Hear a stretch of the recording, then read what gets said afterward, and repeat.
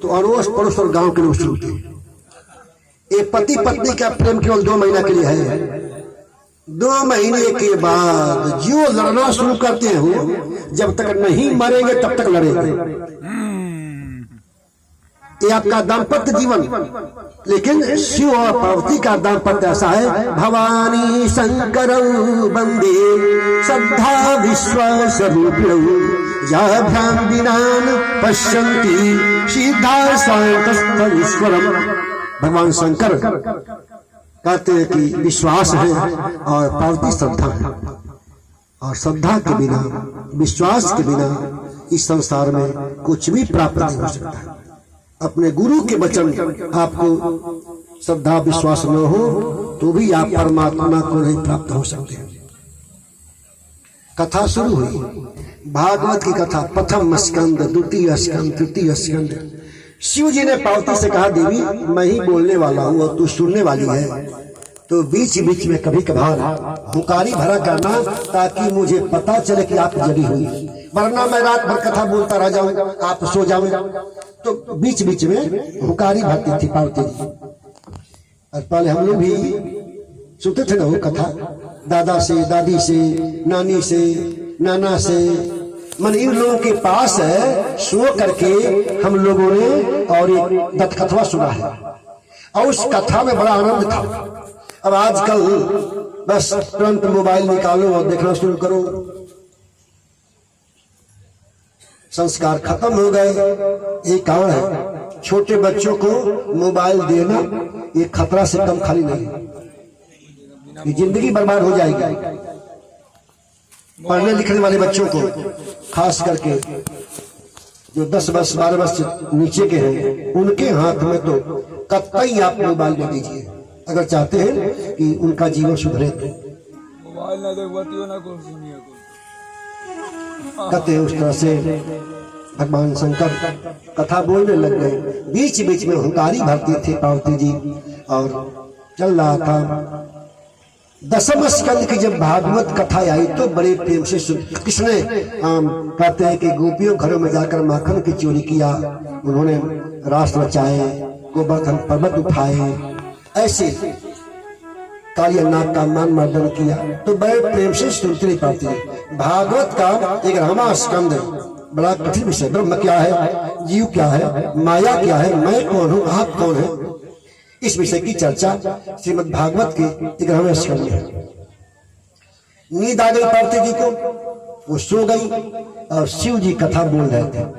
सुखदेव जी को लगा माता जी सो गई हैं, अगर कहीं पता चल जाए शिव जी को कि कथा पार्वती सो गई है तो कथा बंद हो सकती है, इसलिए जहां जहां पार्वती बोलती थी वहीं वहीं पर सुखदेव जी लगे हुए में। और रात भर कथा होती रही। 4 बजे ठंडी ठंडी हवा चली, गर्मी का मौसम था। पार्वती की नींद खुली तो कहा, अरे शिव जी मैं आपसे जानना चाहती हूँ प्रभु कि क्या हुआ। भगवान श्री कृष्ण रास करे थे, इसके बाद क्या हुआ।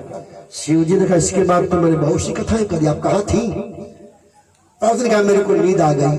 और आप फिर से कहिए। भगवान शंकर ने कहा, संभव नहीं है,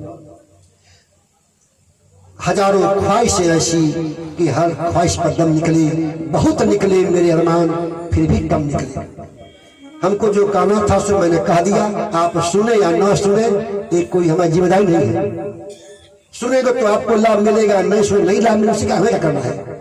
आप सुनो तो भला और सो तो भला, हमको तो जो कहना सो हमें करेंगे, बोलवे करेंगे। कहते हैं कि शंकर जी ने अब नहीं बोल सकते। आज धरती पर अगर भगवान श्री कृष्ण आ जाए और उनसे कहा जाए कि आप गीता का पूरा उपदेश करिए, तो नहीं बोल सकते हैं। उनके बोलने में भी अंतर हो जाएगा, क्योंकि वह माहौल नहीं, वह युद्ध का मैदान नहीं मिलेगा उनको, वो अर्जुन नहीं मिलेगा उनको श्रोता जैसा। तो अर्जुन श्रोता मिलेगा, कृष्ण को युद्ध का मैदान मिलेगा, तब जाकर गीता उतर कर धरती पाएगी, पर वह मिलना संभव नहीं है। तो शिव जी ने कहा, मैंने तो कह दिया, आप सुनी लो, सुन तो मैं क्या करूं। फिर ध्यान आया, फिर कौन सुना था। तब तक है भगवान शंकर देखा वो तोता पक्षी का बच्चा जब उन्होंने त्रिशूल हाथ में ले लिया और चाहा कि मारूं। सुखदेव जी वहां से उड़े और आगे आगे सुखदेव जी, पीछे पीछे शंकर जी का त्रिशूल। भागते भागते भगवान वेद व्यास के आश्रम पर आ गए। वेद व्यास जी के पत्नी का नाम था बीटिका, उन्हें कोई पिंगला भी कहते। सूत ने कहा, सोनक जी, सुबह का समय था, ऋतुमती हुई थी संयोग से और अपने बाल धो करके सुखा रही थी, कहाँ जाऊं कहाँ छिपूं। अचानक बीटिका जी का मुंह खुला और मुंह के रास्ते सुखदेव जी चले गए। बीटिका जी के पेट में मुंह बंद हो गया। शंकर का त्रिशूल जाकर खड़ा हुआ बीटिका की छाती पर। स्त्री की हत्या कैसे करेगा? देखा आश्रम ध्यान से, उनको ख्याल हुआ कि हाय हाय, हमारा त्रिशूल तो वेद व्यास के आश्रम पर चला गया। आए और व्यास से कहा, देखो तुम्हारे आश्रम में एक चोर आ गया है, उसको निकालो। व्यास ने कहा, मेरे आश्रम में चोर कहाँ है? तो आपके पत्नी के पेट में चला गया। व्यास ने कहा, मेरी पत्नी के पेट में जाओ तो मतलब क्या आपका है? तो शिव जी ने कहा, उसने अमर कथा सुन लिया है। तो वेद व्यास ने कहा, अमर कथा सुन लिया है, उसका फल क्या होता है महाराज? तो शिव ने कहा, जो अमर कथा सुन लेता है अमर हो जाता है। वेद व्यास जी ने कहा, ये तो नहीं कहो कि आप मूर्ख, अब तो भगवान है ना। अब आप बता दीजिए, जिस जीव ने अमर कथा सुन करके अमरता पा लिया है, वो मरबे नहीं करेगा, तो आप उसके पीछे क्यों पड़े हुए? आपको और कोई काम नहीं है क्या? हाथ पांव जोड़ करके त्रिशूल के साथ विदा किया शिव जी को। और सुखदेव जी महाराज, जो भागवत के मुख्य वक्ता हैं, वो कहते हैं कि लगे पलने। 12 वर्ष तक सुखदेव जी अपनी माता जी के पेट में पलते रहे। कौशिकी संहिता कहती है कि 12 वर्ष बीतता जा रहा था। इसी बीच में दिन वेद व्यास ने कहा, बेटा तेरी माँ को बहुत कष्ट हो रहा है और तुम अपनी माँ के पेट से बाहर निकल। सुखदेव जी ने भगवान व्यास से कहा, आप बड़े मायावी मालूम पड़ते हैं। अभी मैं अपनी माँ के पेट में हूँ तो मेरे को बार बार आप बेटा बेटा कह रहे हैं। अगर कहीं मैं पैदा हो जाऊं, प्रकट हो जाऊं, तो आप मेरे को गृहस्थी बनाओगे। इसलिए माया बसस्य भवतु वचनम न मन्ये।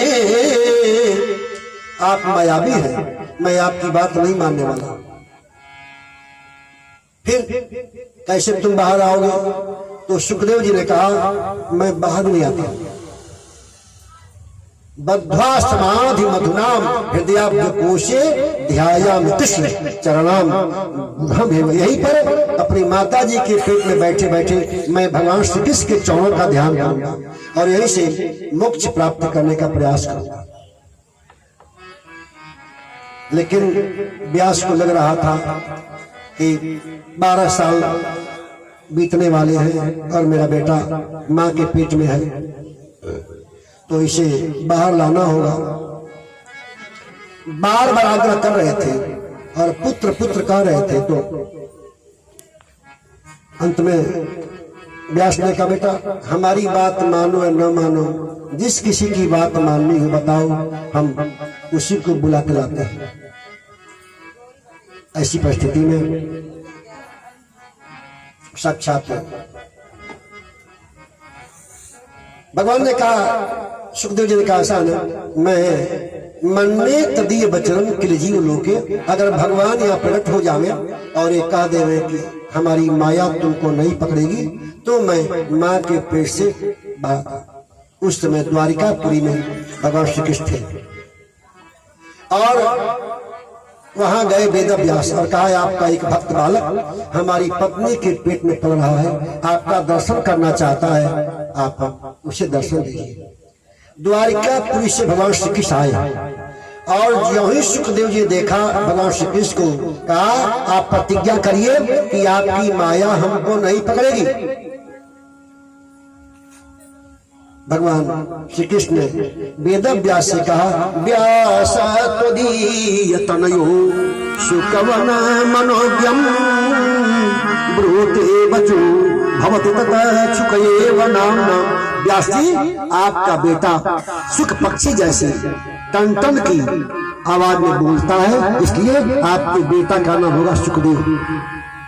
अभी माता जी के पेट में ही थे सुखदेव जी, भगवान ने उनका नामकरण संस्कार कर दिया और भगवान के सामने देखते देखते 12 वर्ष के बाद सुखदेव जी अपनी माँ के पेट से बाहर आए।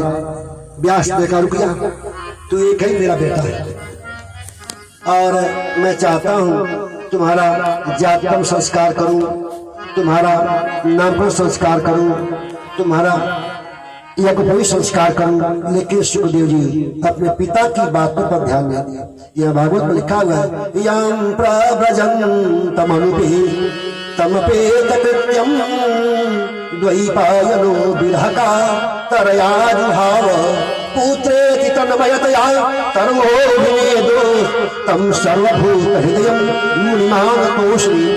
जो जन्म लेते सन्यासी हो गए। एक दिन भी सुखदेव जी अपने घर पर नहीं रहे। अब जिसका एक ही बेटा हो वो बाबा जी बन जाए, कितना कष्ट होगा माता पिता। नेता बन जाए ना, बड़ी खुशी। चोर बन जाए, गुंडा बन जाए, बदमाश बन जाए, तो ये घर गृहस्थी के लोग बड़े खुश होते हैं। अरे 7 पुस्तक मनबर नेता मैंने कहा हो, मनबर किसी बराबर को दो तमच्चा मार दे, समझ गया ना, बदमाशी करे, नंगाई करे, तो धीरे धीरे वो नेता बन जाता है। नेता बनने की शुरुआत होती है मन बढ़ाई से। कोई माने ना माने प्रधान बन जाएगा, आगे चल करके वो कुछ भी बन सकता है। तो ये है हमारे देश की संस्कृति में, मन बढ़ाई करेगा, बदमाशी करेगा, एक दिन नेता बन जाएगा और डर के मारे लोग उसको वोट भी देते। अच्छा व्यक्ति अगर उठ जाना तो क्या कहेगा, ये चुप्पा हम, ये चुप्पा मन, नहीं कुछ कपई है। अरे वो बहुत चलता पूजा वाला, तो उस मनबर को लोग बना देंगे नेता और नेता बनेगा, बदमाशी करेगा तो नेता बन जाएगा। लेकिन साधु बन जाए ना किसी का बेटा तो माता पिता को बहुत दुख होता है। आपको दिलाऊंगा, भगवान शंकराचार्य 7 वर्ष की अवस्था के थे तो काशी पढ़ने आए थे दक्षिण भारत से। यह आने के बाद भगवान शंकराचार्य